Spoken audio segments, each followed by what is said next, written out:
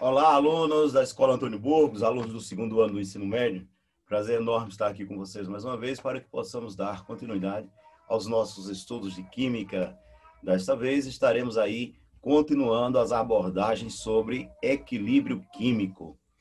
No vídeo anterior, nós iniciamos a ideia do equilíbrio químico, né? Montamos ali o cenário do equilíbrio químico como sendo um momento em que, nos sistemas reversíveis, as velocidades da reação direta iguala-se com a velocidade da reação inversa. Ou seja, a ideia do equilíbrio químico é igualdade de velocidades. A velocidade da reação de ida iguala-se com a velocidade da reação de volta. Ora, essa ida é o que nós chamamos de reação direta. É os reagentes produzindo produto. E a volta, que nós chamamos de reação inversa, é justamente os produtos reagindo entre si e montando, né, novamente ali aqueles reagentes. Então, temos que ficar atentos, né, nessa situação de que o equilíbrio será definido em sistemas reversíveis, onde ocorre uma igualdade de velocidades. A velocidade da reação direta iguala-se com a velocidade da reação inversa, tá certo? Em termos de massa, em termos de quantidades, de mols, de reagentes, de produtos, quando atinge-se o equilíbrio, essas quantidades não mudam mais, né? Porque o que vai, volta, então a reação continua. Cuidado! Durante o momento do equilíbrio, a reação não parou, ela continua ocorrendo. O que acontece é que os reagentes que são consumidos são repostos, né? Os reagentes que são consumidos na reação direta são repostos pela reação inversa. E aí, então, essa é a definição de equilíbrio. Montando esse cenário lógico, você vai encaixando, né, os outros conceitos que vão surgir. E são esses outros conceitos que nós iremos trabalhar hoje também, tá certo? Então, eu vou compartilhar aqui um livro de vocês, como eu sempre faço. O livro ele é excelente, traz uma abordagem bem contextualizada, tá certo? E tem que ser trabalhado, né? Porque muito bom o livro. Então eu tenho lá, ó. Ok, uma coisa é eu definir o equilíbrio, né? Entendi o que é o equilíbrio. Eu sei que se eu for colocar o equilíbrio aqui, ó, né, numa equação química, eu vou ter as duas setinhas, né? A setinha mostrando a reação direta, a setinha inversa mostrando a reação, né, inversa. Em termos, esse gráfico, falei no vídeo anterior, esse gráfico ele é super importante, porque como no gráfico eu vou saber que o sistema está em equilíbrio. Aí, ó, cuidado, preste atenção, vai existir dois tipos de gráfico, o gráfico tempo, velocidade, e o gráfico tempo, concentração. No gráfico de velocidade, tempo, velocidade, o equilíbrio ele é mantido quando as duas velocidades, obrigatoriamente, quando as duas velocidades, olha, se encontram. Quando as duas velocidades se encontram, como nós temos aqui definido nesse gráfico, ok?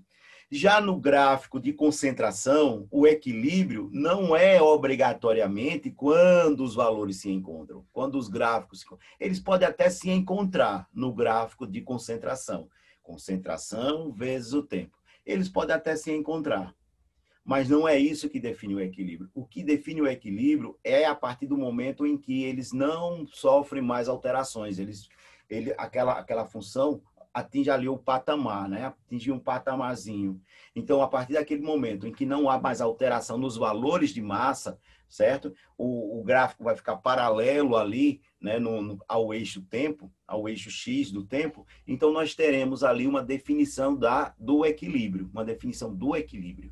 Agora, no gráfico de velocidade, que é esse que temos aqui, aí sim, o equilíbrio químico é mantido, é caracterizado a partir do momento em que os dois gráficos de velocidades se encontram, certo?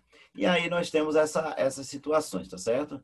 Aí podemos pensar que no momento do equilíbrio, veja, no momento do equilíbrio eu terei reagentes, terei produtos, não é?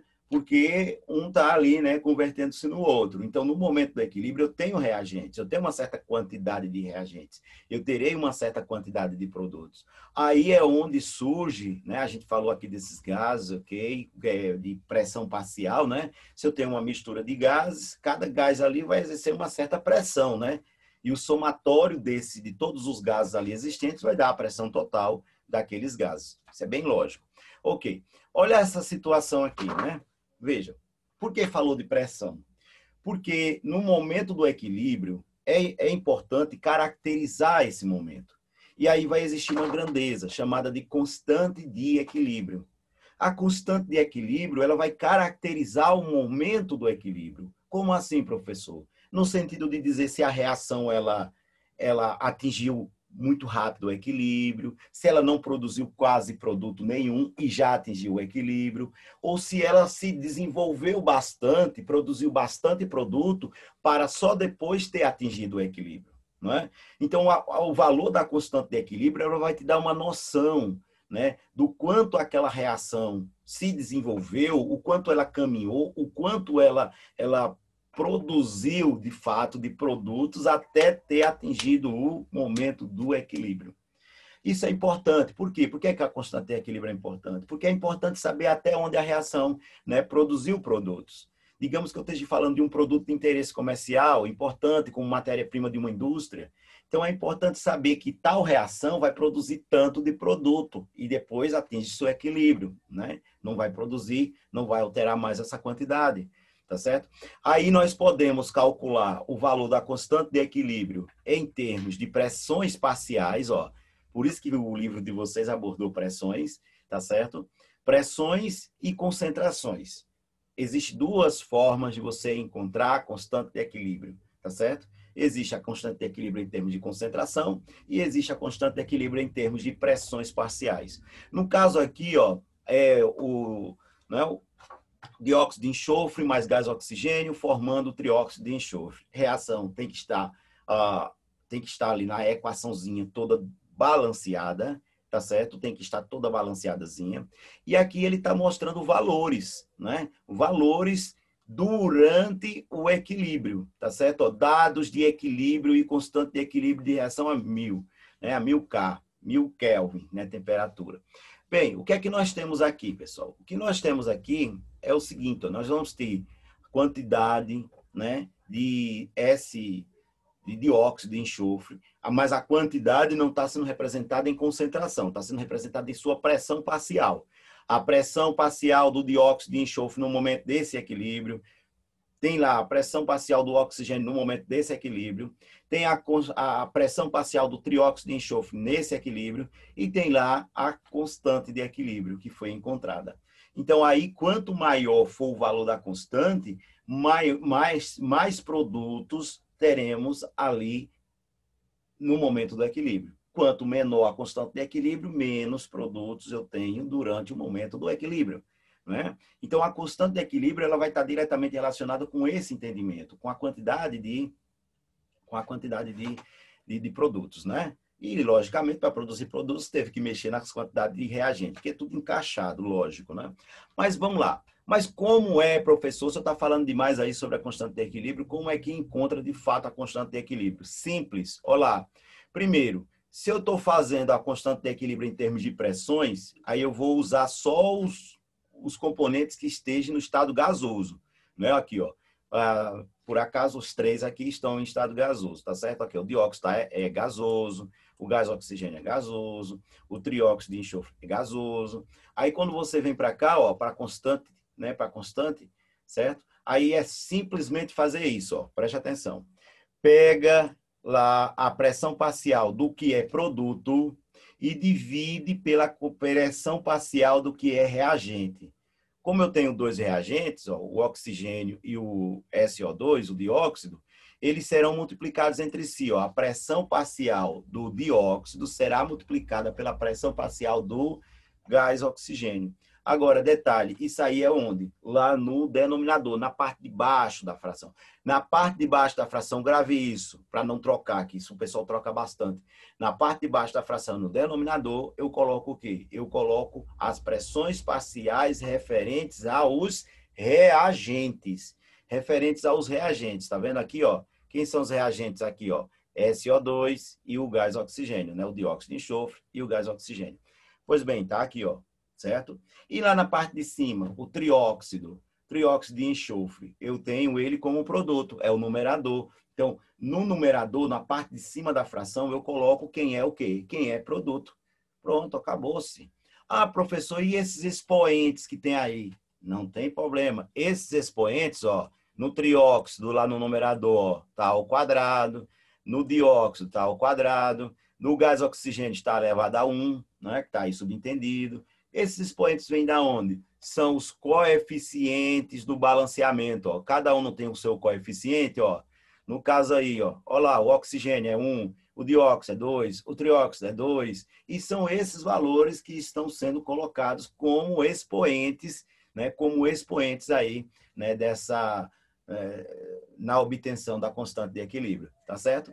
Então, eu acho que ficou bem claro aqui nessa situação. Ó. O valor de Kp é a constante de equilíbrio da reação em termos de pressões parciais. Porque eu poderia encontrar a constante em termos de concentração, que é o que vai ser explicado mais adiante. Poderia ser encontrada em termos de concentrações. Mas, no caso aqui, o que é que eu tenho? Eu tenho a constante de equilíbrio em termos de pressões parciais. Na parte de cima da fração, eu coloco a pressão parcial do produto. Se tiver mais de um, bota dos produtos e eles ficam multiplicados entre si. Detalhe, cada pressão parcial tem o seu expoentezinho, que é o coeficiente lá do balanceamento. Né? Então, pelas regrinhas aí matemáticas, você primeiro resolve lá a potência, né? Resolve lá a potência e depois multiplica. Ok. Como aqui, ó, primeiro eu pego a concentração do dióxido de enxofre e elevo ao quadrado, para depois multiplicar pela concentração do gás oxigênio. Muito tranquilo, tranquilo, tranquilo, tranquilo. Em relação às massas, o que ele chama lá de lei de ação das massas, é possível calcular também, né? Desculpa, é possível caracterizar também a constante de equilíbrio, certo? Em termos de massa, em termos de mol, quantidade de mols dos meus componentes, reagentes e produtos, no momento do equilíbrio. Ah, eu tenho tantos mols desse reagente no momento do equilíbrio. Tenho tantos mols do produto no momento do equilíbrio. Posso calcular também a constante de equilíbrio em termos de massa, em termos de mol, em quantidade de matéria. Posso? Posso. Como é que eu vou fazer aqui? Ó? Então, ele usa a concentração, tá vendo? Ó, essa concentração aqui é mols por litro, né? Que é o que chama concentração molar. É aí que nós vamos jogar na fórmula propriamente dito esse valor. É lá, concentração mol por litro. Como é que eu faço? Simples, simples. Pego o que é produto, ó, tá vendo, ó? Pego o que é produto, multiplico eles entre si, ó, lá no denominador, desculpa, no numerador, na parte de cima da fração, tá certo? E divido pelo que é reagente, ó, multiplicado entre si, que vai estar lá no denominador. Agora sim, denominador, parte de baixo da fração. Mas antes de multiplicar, tanto em cima quanto embaixo, eu tenho que elevar o respectivo, ó, aos seus respectivos coeficientes. E quem são esses coeficientes? Esses coeficientes são, são lá os do balanceamento. Então, o que eu tenho como expoente aqui, ó, na constante, no Kc, que é a constante de equilíbrio em termos de concentração. Kp, constante de equilíbrio em termos de pressões parciais. Então, o que eu tenho como expoente aqui é, na verdade, os coeficientes lá da equação devidamente balanceada. Detalhe, no caso aqui, ó, quando eu estou falando de pressão parcial, eu só utilizo quem está no estado gasoso. Nesse caso aqui, ó, da concentração, eu não utilizo quem estiver no estado sólido. Quem estiver no estado sólido não entra aí nessa colocação, tá certo? E aqui uma forma, né, de relacionar um com o outro. Né? Ó, o Kc, né? Digamos, eu tenho o Kp, aí eu vou usar o Kc. Bem, isso é uma situação bem específica, né? Tá certo? Mas é interessante o professor explicar, né? Para que o aluno olhe e não tenha medo daquilo ali, porque é bem tranquilo. Simples. Olha lá. Digamos que eu tenha o Kp aqui, ó. Foi fornecido o Kp. Aí aqui ele está pedindo, no contexto, ele está pedindo KC. Tem como calcular um no outro? Tem. Aqui ele vai te dar a temperatura, que tem que estar na escala Kelvin. Ah, mas se ele te der na escala Celsius? Simples, só somar 273 mais a tal temperatura na escala Celsius, né? Aí você já obtém na escala Kelvin. Somar 273, ok. Aqui o R é uma constante, né? A chamada constante universal dos gases. Está ela aqui, ó, é fornecido nas questões 0,082 atm vezes litro dividido por Kelvin mol. Bem, isso aí é fornecido na questão. E aqui em cima, olha o que é que ele pede, a ΔN. ΔN, ó, variação da quantidade de matéria de mols, levando em conta apenas as substâncias nas fases gasosas. Ou seja, tinha 3 mols lá gasosos no começo, né? Tinha 3 mols lá nos reagentes, e agora fica com 5 mols nos produtos. Aí qual é a variação? A variação vai ser 2. Então, é a variação do número de mols gasosos, aquilo que entra na fase gasosa. Pronto, isso é uma forma de eu converter um no outro, tá certo? Isso não é tão frequente em questões, não, essas conversões assim. O que é mais frequente é aqui, ó, é calcular ou KC ou KP diretamente pelos dados fornecidos, que é isso que a gente, na aula de quinta-feira, vai poder estar discutindo, né, e tirando dúvidas, esclarecendo melhor esses posicionamentos, tá certo? Então, aí nós temos, né, cálculo da constante. Aqui ele vai te dar um exemplo, ó, tá certo? Vai te dar um exemplozinho aqui, ó. Tem a amônia, né, aqui, ó, sendo produzida a partir do gás hidrogênio e a partir do gás nitrogênio. Ok. É uma reação num sistema fechado, vai estar reversível, vai cumprir o papel da reversibilidade. E aí, então, vou pegar a concentração aqui no texto acima, ele diz que a concentração de amônia é de 0,66, 0,166, certo? Por que que eu vou colocar esse valor ao quadrado? Porque no balanceamento, ó, na equação do balanceamento, a amônia lá, ela está com coeficiente 2. Aí eu vou pegar esse valor que representa 0,166, que representa a quantidade de amônia no momento do equilíbrio, e vou elevá-la ao quadrado. Show, tá certo? E aqui, ó, nitrogênio, a concentração lá do gás nitrogênio. Qual é? No momento do equilíbrio, foi dito que ela é de 2,46 atm, porque aqui a gente está falando só de pressões. Então, atm, atmosferas, unidade de pressão. Então, tá lá, ó, 2,46 atm. O que é esse valor? Esse valor é a pressão parcial do gás nitrogênio no momento do equilíbrio. Qual o expoente desse valor? 1, que é o coeficiente aqui, ó, do balanceamento. É 1, tá aqui, 1, subentendido. E no caso da pressão parcial do gás hidrogênio, no momento do equilíbrio, qual é o seu valor? 7,38 atm, coloco lá também. E por que eu estou elevando ele ao cubo? Por que eu estou elevando ele ao cubo? Olha como é fácil, né, pessoal? Porque, olha, 3 é o coeficiente do gás hidrogênio. Simples. Então, nesse formato aí, agora é só efetuar, né? Aqui eu vou elevar, ó, 0,166 ao quadrado, né, dividido pela multiplicação entre o 7,38 ao cubo. Primeiro eu resolvo esse ao cubo, né? Primeiro eu resolvo essa potência, para depois multiplicar por 2,46.